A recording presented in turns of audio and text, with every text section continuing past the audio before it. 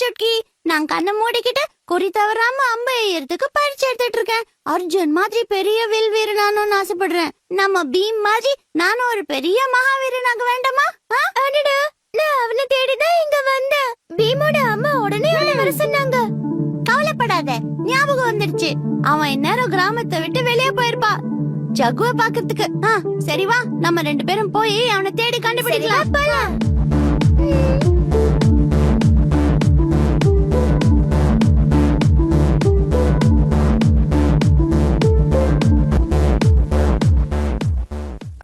அதிக பிரசங்கித்தனமா பேசுற வேலை வச்சுக்காத.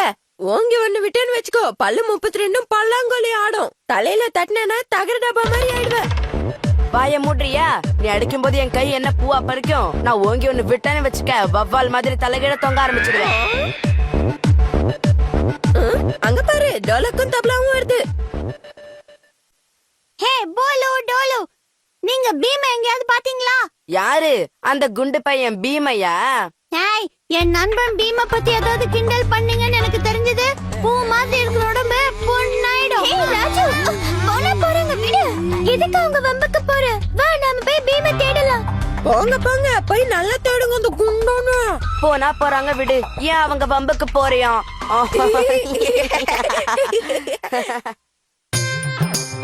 102, 103, 104, 150. 50 வரும், வராது இல்ல?